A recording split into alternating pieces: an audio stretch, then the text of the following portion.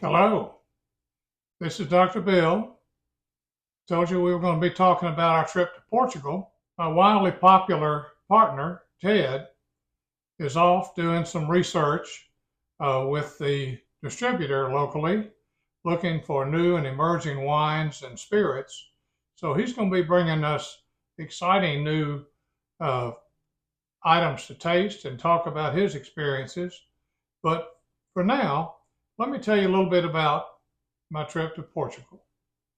And anytime we hear about Portugal and wine, we naturally think about port. And in fact, it's a big deal because only port can be produced in Portugal. But Portugal has been producing wine for centuries. And it was only in the probably 1700s that actually port came about.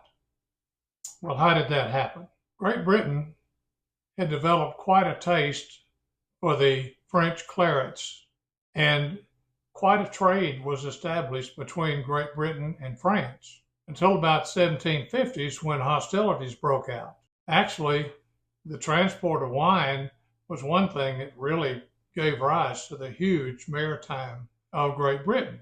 But by that time, they had to look for additional sources of wine. Portugal's been developing and fermenting and producing great wines for hundreds of years, so this was the next source. Unfortunately, as you would imagine in the 1700s, there was not very much rail or air traffic, so this had to be transported by boat. And wine in those days was was more perishable than it is now. And unfortunately, so many of the shipments, by the time they arrived in Great Britain, the wine would be spoiled. So the exporters and producers realized that they needed to do something to stabilize the wine. And as a result, they were going to take the Portuguese great red wine, add brandy, or in this case, cognac, to bring the alcohol level up and stabilize it, and thereby almost unwittingly produced what we now know as port. So we've got the French to thank for that. And as time has gone on, of course, the production has changed. But I want to talk about port specifically. So let's talk about the varying types of port. Modern port is produced in a little bit different fashion than I mentioned about the origin of port. Now it's fermented until approximately 50% of the residual sugar has been fermented into alcohol. At that point, a solution of 70% alcohol is introduced, bringing the alcohol by volume up to 20%. Now, what happens there is that after the alcohol by volume gets up above 15%, the yeast is killed, and therefore fermentation stops, leaving the sweetness from the residual sugar, giving this real classic sweet taste of our port as we know it today. Things can change, however, after that fermentation and after the addition of the alcohol. We now have a red wine that's 20% alcohol by volume that can go really in two different pathways. One pathway is what we call the port wine, and that's the classic wine that we think of more often than not, ruby port. And this is when the wine that's produced is then placed in very large oaken vats for approximately 2 to 3 years. And at that point, it can age, mature, but because of the large volume, the amount of oxygen that is permeated through the oak is small enough that it does not affect the pigment of the grape, and it then is bottled and then can age for many, many years.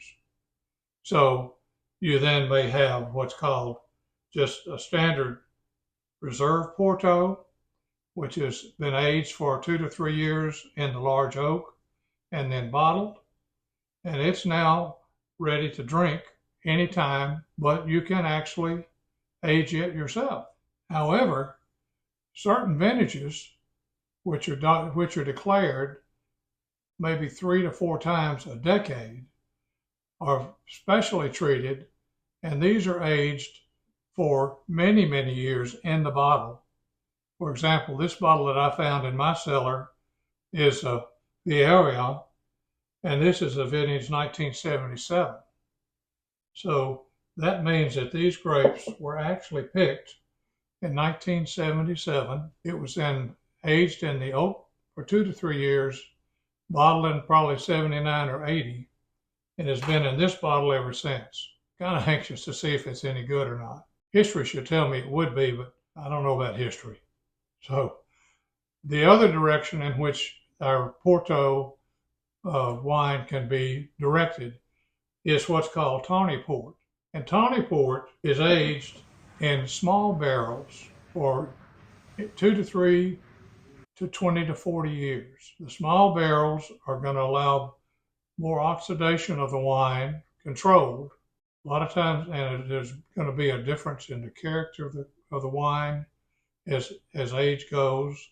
So you can have what's called a tawny reserve, which is fairly young, maybe 5 years old. But when you buy it, it's ready to drink. You don't have to worry about aging it. However, you can have vintage tawny port, which can be 10, 20, 30, 40 years of age.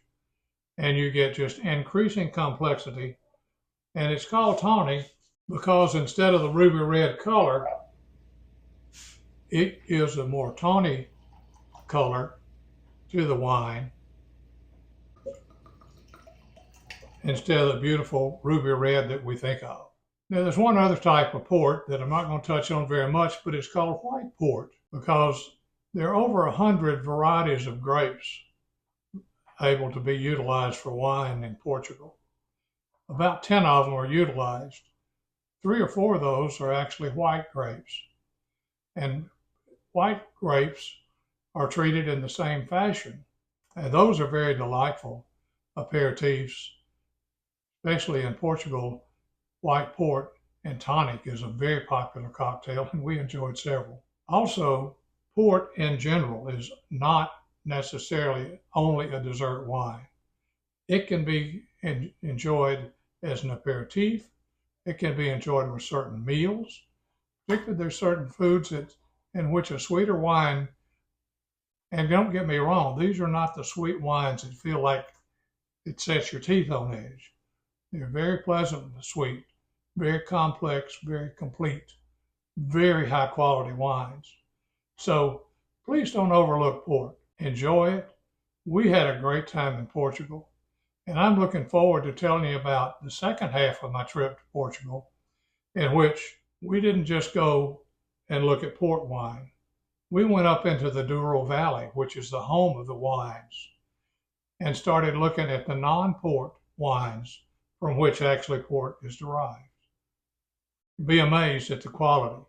Because first of all, you got to start with good grapes, regardless of what you're making. Bad grapes make crappy wine. Good grapes can make really good wine. They make really good wine. So come with me next trip. Hopefully we'll have that popular Ted back. You know, when you're a celebrity like that, it's a little hard to collar him, but he's looking forward to getting back. And like he always says, like, subscribe, comment.